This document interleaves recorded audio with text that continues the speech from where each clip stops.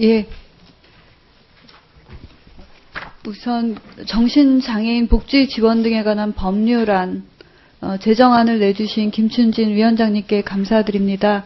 이 심의 과정에서 그대로 통과될 수도 있고 수정될 수도 있고 여러 가능성이 있지만 정신장애인의 복지 지원에 관한 중요성과 또 만약에 법이 제정된다면 어떠한 부분을 반영해야 되는지 또 기존의 법에서 어떤 것이 빠져 있었는지를 충분히 돌아볼 수 있는 계기를 마련해 주신 것에 대해서 다시 한번 감사드리고요. 또 네 분의 발제 잘 들었습니다. 이 법의 필요성에 공감함에도 불구하고 좀 부정적인 의견을 내주신 분이 계시죠. 정신보건센터 협회를 대표해서 전준희 부회장님 나오셨네요. 이 의견을 부각시키기 위해서가 아니라 조금 소수 의견이시잖아요. 그래서 그 의견에 대해서 다른 분이 어떻게 생각하시는지를 또 반대로 확인을 해봐야 될 필요가 있을 것 같습니다. 첫 번째로 정신장애인 서비스 전달 체계의 중복을 가져오는 법안이다 그러셨어요. 그죠? 네. 장애인 복지법이 있고 정신보건법이 있는데도 불구하고 또 이 법에 사각지대가 있어서 정신장애인 복지 지원에 관한 법이 필요하다라고 했는데도 불구하고 또 부족한 부분은 개정 보완하는 것이 맞다 이런 의견을 내셨거든요. 염영국 변호사님은 이에 대해서 어떻게 생각하세요? 예, 복지부도 그렇고 이제 정신보건센터 협회 측에서도 그렇게 중복된다라는 이제 의견을 많이 제시하고 있는 걸 알고 있습니다.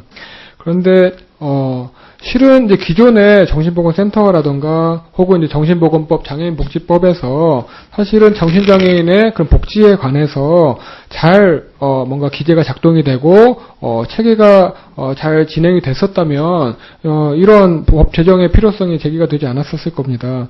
그래서 정신보건센터에서 사실은 이제 말 그대로 이제 보건이기 때문에 복지 문제를 전문적으로 다루기는 사실 현실적으로 어려운 상황입니다. 정신보건센터에서 보건 영역에서 부처주가 이제 애써주시는 거는 저도 이제 충분히 인정하고 이해하지만 사실은 복지까지 담당하기에는 정신보건센터는 인력의 문제나 예산의 문제나 전문성에 있어서 저는 좀 한계가 있다고 생각을 하고요. 또한 정신보건법에 근거한 센터이기 때문에 정신보건법 자체가 사실 정신장애인의 복지 문제로 접근하지 않고 보건, 치료의 대상, 질환자로만 접근을 하기 때문에 이 부분에 있어서는 이 근본적으로 이제 한계점을 드러내고 있어서 이 부분은 이제 새로운 법, 정신장애 복지지원법에 의해서만 해결이 가능하다라고 생각하고요. 보건과 복지가 있습니다. 당사자가 같다고 해서 이것이 보건 영역에서 접근하고 복지 영역에서 접근하는 것이 중복이라고 생각하지는 않습니다. 예, 잘 들었습니다. 저는 장애보건법을 발의를 했거든요. 네. 장애인 복지법이 있는데 이제 장애인을 위한 의료. 네. 가 필요하다라고 해서 이제 장애보건법을 발의를 했죠. 그래서 복지와 보건, 넓은 의미의 복지의 보건이 들어가지만 또 중요한 부분은 분리해서 볼 필요가 있다 이렇게 생각을 하고요. 그런 의미에서 정신과 질환은 또 치료해야 할 대상이기도 하고 장애인의 개념에서 재활을 시켜서 사회복귀 시켜야 될 부분이 있는 거죠. 그죠? 예. 그래서 정신보건법과 장애인복지법이 있었지만 사실 장애인복지법에서도 정신장애인에 대한 부분이 굉장히 미약하게 취급되어 있었죠. 그리고 제가 발의한 정신보건법도 이제 포괄적인 부분이기 때문에 이제 그쪽에서 시행이 될 때 어떻게 될 거냐 하는 부분이 이제 앞으로 고민이 되는 부분입니다. 그럼에도 불구하고 지금 이게 분열적 양상을 만들고 있다 또 이렇게 지적을 하셨어요. 저는 두 가지가 양쪽에서 더 시너지를 이룰 부분도 있다라고 생각을 하는 부분도 있는데 분열적 양상을 만들고 있다 이렇게 얘기를 했거든요. 그래서 정신보건센터와 이 법에서 지정하는 센터가 시너지를 만들 수 있는 방법은 없는지 우리 김문근 교수님께 한번 생각해 보셨는지 여쭤봤어요.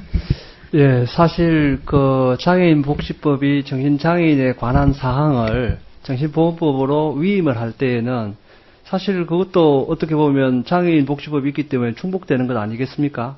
그런데 이제 전문성을 인정을 해서 정신보건법으로 위임을 해뒀던 건데, 정신보건법 내에서 이제 그 정신건강정진센터죠, 지금은. 하고, 그 다음에 이제 주로 재활을 담당하는 사회복귀시설, 그 다음에 그 중간적인 성격을 띠는 게 이제 그 병원하고 지역사회 중간적인 성격을 띠는 게 정신요양시설이 있습니다. 근데 이 각 유형의 시설들이 병원과의 관계에서 좀 유기적으로 협력하면서 장기 입원해 있거나 또 요양시설에 장기 입소해 있는 분들이 지역사회로 돌아올 수 있게끔 원활하게 좀 협조를 했어야 했고, 그 중간에 허브 역할을 좀 하도록 기대를 받았던 곳이 사실은 이제 보건소의 지역 정신보건 사업에 직접적인 서비스를 위임받아서 하는 정신건강정진센터죠. 근데 사실 정신건강정진센터는 점점 시간이 갈수록 그 정신건강의 개념이 확대되기 때문에 일반 인구를 대상으로 한 그 정신건강정진 사업의 비중이 점점 커지고 있습니다. 예, 제가 한 가지 말씀만 드리고 거기에 의견 주시면 마지막으로 정리해 주시면 되겠습니다. 이제 제가 장애를 전공한 뇌성마비 발달장애 중에는 뭐 자폐증 다 포함되죠. 를 이제 전공했던 재활의학 교수로서 말씀드리면 재활이라는 거는 의료적으로 의료 재활이 되면 그 다음에 교육 재활, 직업 재활, 사회 재활이 돼야 되는 것이죠. 정신장애인, 소아 정신장애인도 의료 재활이 되면 교육하고 직업을 찾고 사회 재활이 돼야 되는 것이고, 또 중도 성인 그 조현증 환자 같으면 교육을 받은 상태에서 정신장애인이 됐다가 다시 직업 복귀, 사회재활 복귀하려면은 많은 노력과 인력과 시간이 필요한 것이죠. 그래서 말씀드리고 싶은 것은 두 것이 분절되지 않고 양쪽에 존립하면서 시너지가 될 수 있는 방법도 있고, 두 개가 존립하면서 서로 방해를 할 수도 있잖아요. 그러니까 방해를 하지 않고 두 개를 어떻게 연결 체계를 갖춰가느냐, 그 방법이 제시돼야만 두 가지 법이 다 수평적으로 논의되고 통과될 수 있다고 봅니다. 예. 이상입니다. 예, 수고하셨습니다. 다음은 존경하는 최동익 위원님 질의해 주십시오.